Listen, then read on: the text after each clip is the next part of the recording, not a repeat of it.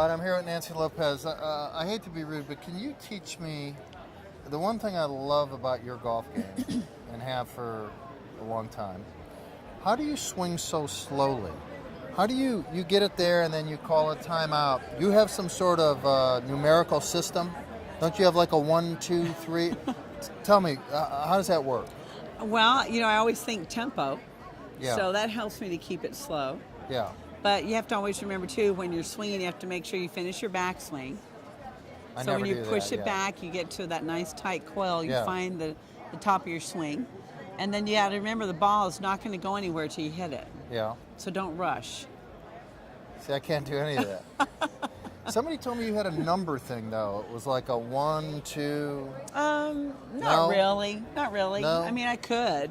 But it's Don't just you think always my tempo. You've played in a million pro-ams. Don't amateurs try to all rush, and then they go here? Oh, yeah. Over the top? Well, what happens is if they don't get all the way to the top of their swing, their mind tells them they have to go at it with their shoulders and their arms. Right. So if they get to the top of their swing, they can drive better with their legs. Everything kind of starts with your legs, and then everything comes with you. But we feel that. If we take the club back and we haven't quite gotten all the way back, we know that we've lost power somewhere. Right. So we have a tendency to throw the club and our hands and everything at the ball. How did you trigger your downswing in your prime? I felt set. When you swing and you hit enough balls, you know when you're at the top and you're set, and then you're ready to just rip out the ball. It was an automatic thing for me. I felt it. I knew when it was ready, and I knew when to just start down and to swing at the ball. Now, you and I met in like 1978, 79. You were a young player, I was a young golf writer. You were America's sweetheart then. Do your 3 daughters know that you're America's sweetheart? Do they call you America's sweetheart? Or do they just call you Mom? Well, probably just Mom, because I know when they were growing up in golf, they really didn't know who their mom was. Really? I didn't take them to the golf course. I let whoever was traveling with me take them to museums and, just kind of build another part of their mind. And until I got older, they really didn't know that Nancy Lopez, the professional golfer, was her mother. Really? Mm-hmm. Now, they're all in their 20s now, right? Do I have that right? I have one that just turned 30. Oh, wow. Yeah, and I have You're a granddaughter. Not that old. Where'd the years go? I know. They've gone by fast. All right, do any of them play golf? My oldest tried and loved it, but then she got married, got a job, now has a baby. So she's busy. Now, a few years ago, you were in Auburn, because a couple of them were at the University of Auburn, right? Mm-hmm. Yeah, I have one there now. Are you at the Villages? I live in Auburn. I live there? in Auburn, and I have 2 daughters that graduated already and are married. Okay. And my 3rd daughter's at Auburn. Now, what do you do for fun at night in Auburn? Do you go dancing on Friday night, or bowling, or what do you do? No. I'm not really in Auburn that much. My clothes are there. Yeah. But I travel a lot. I do a lot of charity stuff, corporate outings, and playing the Legends Tour. How many events on a Legends Tour do you have now? We have 7 this year. We had 11 last year, but hopefully we'll build back up to 11 this year. It's kind of like they plan the tournament and then they have it. So hopefully we'll have a few more. I played in the Legends Pro-Am with you one time, and what is the Legends Tour like for you? You hear the same stories over and over. They get embellished year by year. It's a lot of fun because I'm playing with the peers that I played with on the LPG tour, and they're very competitive still, but they're a lot friendlier. Yeah. Off the golf course and on the golf course too. Because we were really competing all the time on the LPG tour, and players just weren't as friendly. The game face kind of mellows or softens, doesn't it? Mm-hmm. Yeah. When you get to that different phase of your life? Yeah, it does. But still, when they're on the golf course, they're very competitive. Right.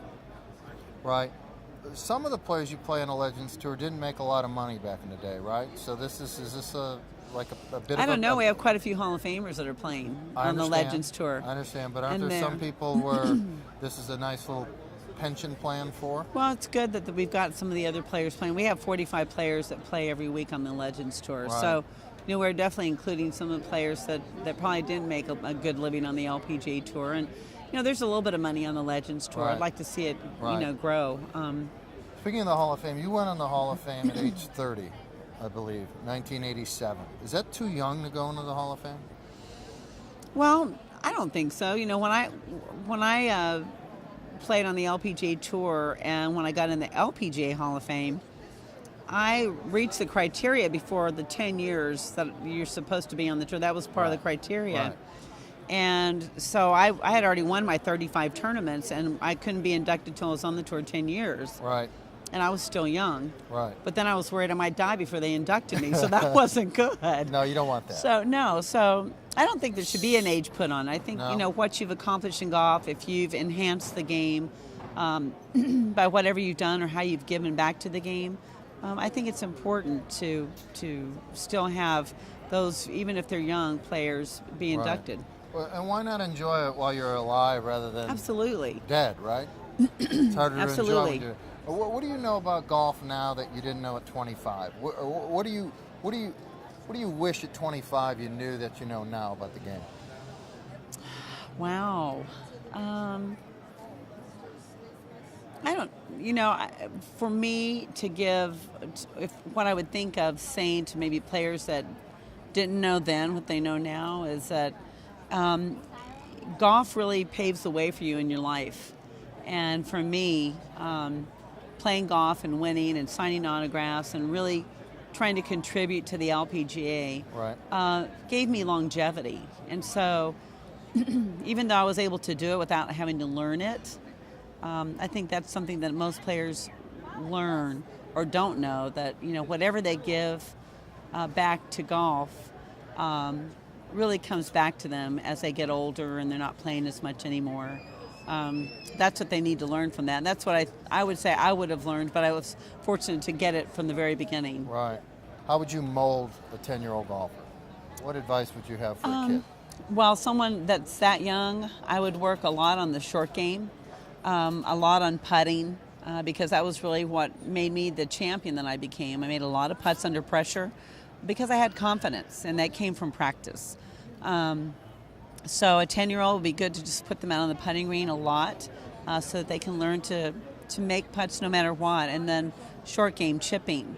I think the long game is just a lot easier to learn. And so short game and putting would be where I would put them. So learn the game backwards, right? From the hole back to the tee? Mm-hmm. Now, you won 48 times on the LPGA Tour. What, 3 majors, I believe? 3 majors. Yeah. 2 were not majors. I won them before they became majors. I'd like for those to be counted as majors someday. That would be grandfather to be 5. Yeah, okay. I would like that. Right, now, I was with Doug Sanders. He told me that not 5 minutes goes by without him thinking about that little putt he missed at the British Open. The U.S. Open for you, not bagging one of those, how much does that gnaw at you? How often do you think about that? It's hard because even though I finished second 4 times, and really the opportunity to win was back at against Allison Nicholas at Pumpkin Ridge. And, I really prepared for that. I really worked out for 2 years with a trainer, worked on my golf game, really felt like it was going to be my week. I loved Pumpkin Ridge. I felt really good and comfortable there.